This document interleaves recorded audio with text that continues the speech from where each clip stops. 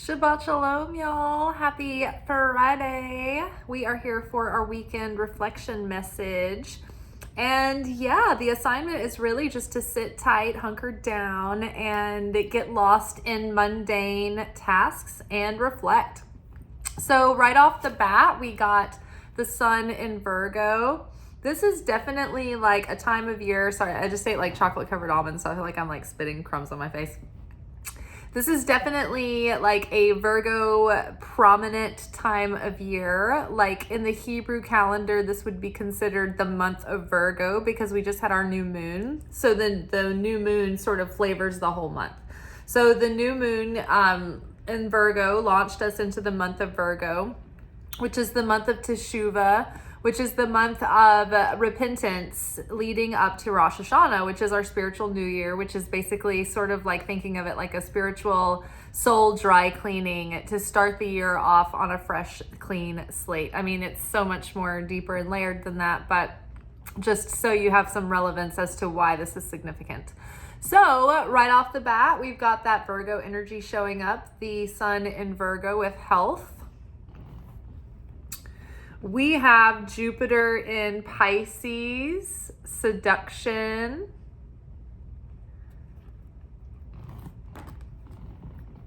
And we've got the moon in Scorpio, power.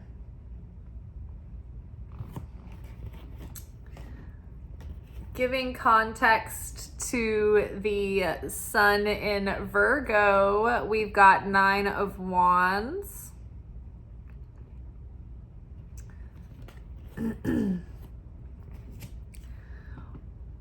Accompanied with seduction, we've got Ace of Swords in reverse. And with our power card, we've got 7 of Pentacles. Get that to get in focus. All right, so the overarching theme here is easy does it. There is this sort of like what I would call today in the daily reading and the daily pick a card, like this ennui in the air. It's this French term for being like dissatisfied, antsy. It's like you're fully done with wherever you're at. You're sated, right? You're satiated. You're like, I'm over this. Like, I'm ready for the next thing. It's like this dissatisfaction, an angst. It's teenage angst in a bottle, right? And we are ready for the next chapter to be starting, but there's just still some final things to wrap up. We have 9 of Wands here with the Virgo sun. So we just had our Virgo new moon, and if you guys are anything like me, you might have had some really like lifelong patterns come to a head. Particularly, we've been directed towards parent healing recently, both mother and father healing. So maybe you've had some real progress towards coming to peace and coming to terms with your relationship with both your mother and father, and then being able to have more context and perspective around the wounds that resulted thereof and therein. With your perspective at a young age, dealing with them at their point of their journey, right? So we are sort of having some revelation, and that's helping us break some of the old patterning. And so we're seeing the lessons around it, and we're integrating, and we are like changing on a soul level. We're changing on a heart level. We're feeling differently about things. We're changing on a level of consciousness, on a mental level. Like we're thinking about things differently. We're seeing things from a different perspective. We're perceiving things differently. We feel differently. We are now trying to interrupt that neurology that has us on that habitual thought pattern, or those habitual reflex responses, or even triggers into like subtle low-level trauma responses, right? So now we're trying to rewrite the nervous system.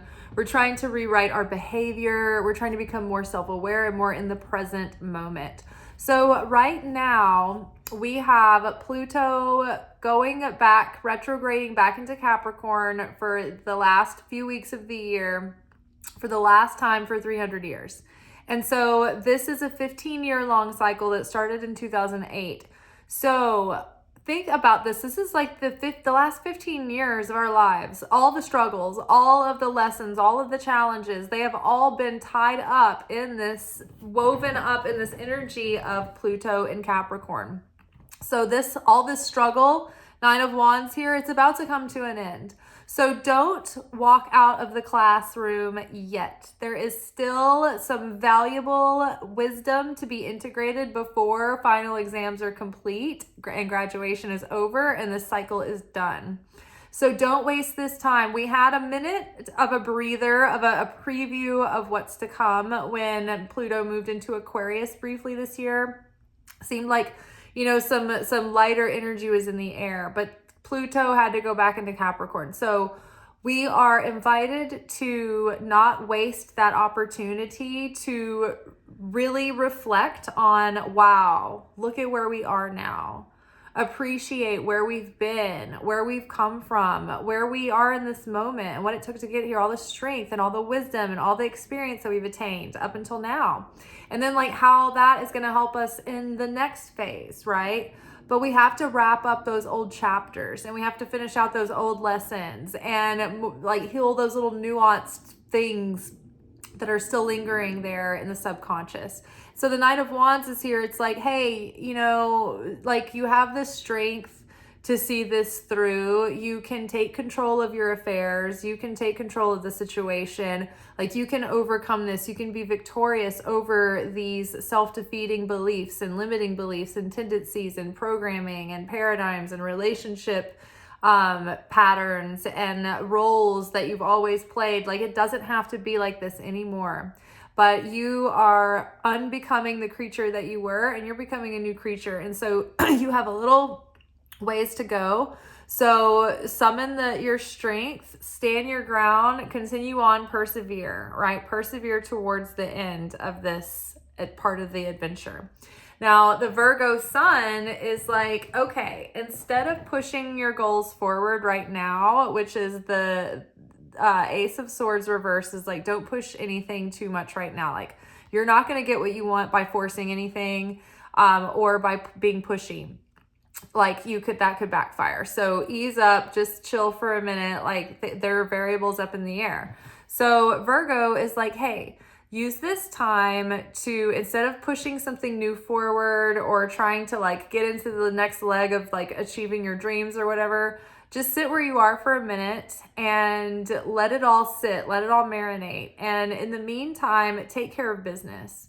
Take care of your health and your routines and get new healthy routines established and get your household in order. But get all your bills squared up. Get transferred balances onto low interest, 0 interest for 15-month kind of things going on. Pay off your debt. Figure out plans in place to get yourself into all the minutia and the adulting structure that needs to be set. Get that things to-do list out of the way and do the decluttering and the deep cleaning and all that stuff that you've been wanting to do. Just get it off your plate. And as you're doing that, though, that's when you're thinking about all this stuff. That's when you're dreaming about where you're going and where you've just come from, and it's all kind of coming together, right? And that's when you can get excited again. So that's when the subconscious is really coming forward, when you can get your hands busy in something easy, but that also kind of gets you involved in something a little bit, stuff just starts coming forward.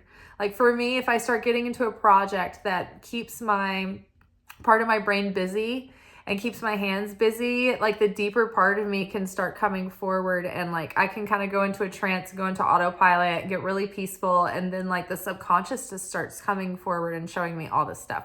So Virgo is hey, use this time to take advantage, get all your ducks in a row, get your plans in order, finish out the year strong, tie up the things that you've been trying to tie up. Don't start new projects right now. Just really hone in and finish up and cut cords and finish contracts and get back connected with the projects that you have on your plate before you start anything new. Finish this year off on a high note and finish this cycle off having taken as much from it as we can, right? Take as much wisdom from this cycle as we can, because think about it. For instance, if tomorrow, like, we bemoan the pressure that we're under now because it's uncomfortable, but it's the discomfort and the pressure that have caused us to be more gritty, more smart, more savvy, wiser, like better at our craft, like more experienced. Like, it's given us an active desire to self-discover and to self-master and to self-develop, right?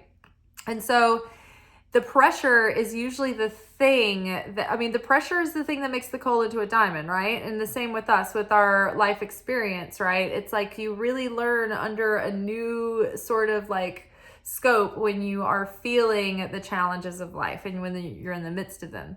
So even though we are like, oh, we don't like it at the time, it's really valuable.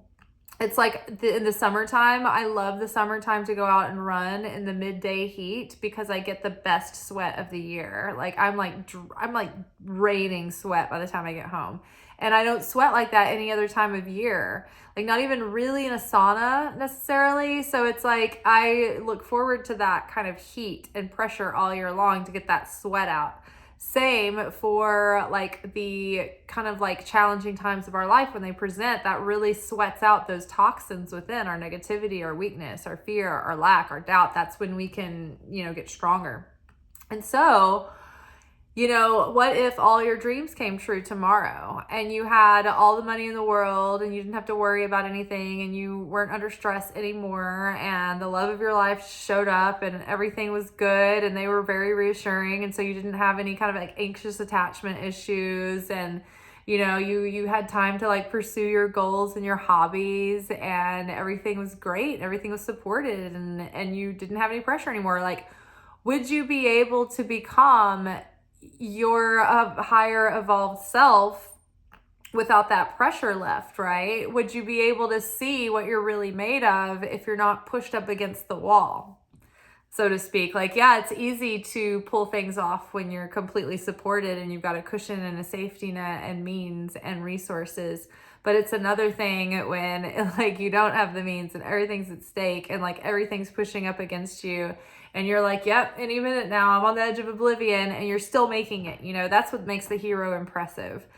And that's what gives the hero their edge, right? Not that everything is easily handed to them. So when this time period is over, we will be nostalgic for it. And so appreciate what kind of like time that we have right now, right? If we want to get into our stuff really deep and reflect and embody and really anchor that in, it takes time and space to reflect on that. And so this is what we have right now, is time and space to reflect on it. And so the seduction card here is like Jupiter in Pisces. This is like the expansion of our dreams and our visions, but it can also be like a magnification of being in fantasy world or projecting or getting lost in imagination and not taking action. Jupiter is expansive to everything it is. And Pisces is so dreamy and so imaginative and so deep that it can get lost in the depths. It can get lost in ruminating and limerence and daydreaming and not take action. So what we want to do here is shift this energy for the higher good and not for its detriment. So we're really wanting to expand on what is going to drive us further along toward our dreams and making them a reality. And right now, it's like the thing here is, if we want to get what we want, if we want to seduce the universe and be magnetic and draw in our desire, our goals, then we're not going to get there by forcing it right now. We're not going to get there by being pushy or by like being in a masculine energy of like taking action. Right now, we would be better served by being in the feminine energy of just being sitting in stillness, quiet, listening, receiving the guidance from the universe, letting the variables come into place, right? Letting things simmer, letting things take shape. There could be so many things in flux and transforming over the next few weeks because of that Pluto Capricorn aspect, that it might be. And then we're also going into eclipse season. Like this new moon that we just had was our last lunation before eclipse season starts. And eclipse season is basically like energetic hurricane season, where we are spit through a portal, and the portal is going to be accelerating, but it can change a lot of things. Things can be really up in the air. And so it's like, it's not a good time to manifest or build new things during a eclipse season, because it's like trying to build something during an earthquake. It's just hard. Everything's in flux. Everything is shifting. Everything's, you know, a little bit more chaotic. So just wait it out. We are so anxious for our new cycle, the new chapters to start, for things to start looking like they're showing signs of life and growth and progress and success. But it's just like, just get through this eclipse season. I know it always feels like we're in another eclipse season, but just trust that what you're doing now, all this stuff that you're wrapping up and culminating, it's going to get you where you want a lot faster and a lot cleaner than had you tried to get there sooner before things are put into place, right? If you pick grapes before they're ready, then you'll get sour grapes. So your true power lies in your ability to be patient. Seven of Pentacles is having patience, knowing that like good change is coming and good changes are in the air, and like rewards will soon show fruit, but you just have to be patient. Usually this artwork depicts someone who is looking at the ground that they have gardened, and they're waiting for, like, you know, the garden to sprout and to bear fruit. And they're just like, when's this gonna happen? Like, they're just like sitting on their pitchfork. So don't worry, have patience. Good things are coming. Your power, look at this card. It's like the moon card, first of all, is the feminine. We have the feminine, we have the moon and the sun together here in that like divine union. The creator's blessing, the light of the creator, that's the masculine energy. And we, mankind, are the feminine. We're the vessel. We want to receive that light, right? So here we are in a window of opportunity to rest, be in a state of surrender, and allow that union to happen and allow all that blessing to come in. Be patient. Our power lies in our patience. Things are coming. If we want to get what we want, then we're not going to get there by forcing anything. So just chill for a minute, let everything run its course. Let us get out of eclipse season. Continue to think about the patterns that you've been recently healing and moving through and moving beyond. Like, don't feel like you're healed and done and then move forward. Like, spend some time with it, really mastering those lessons so that they are good and solid moving into this next cycle. And then take care of business. Like, get your things to do off of your to-do list. Like, do those little cleaning projects that you've been wanting to do. Like, get all that stuff in order, right? Get your temple, your life clean and ready for a reset, right? Or a reset of energy. So, and it's definitely coming. So make the most of the rest of the year. All right, this is kind of like a big reading, but I think it's good. I think it's a good check-in. All right, you guys, ciao.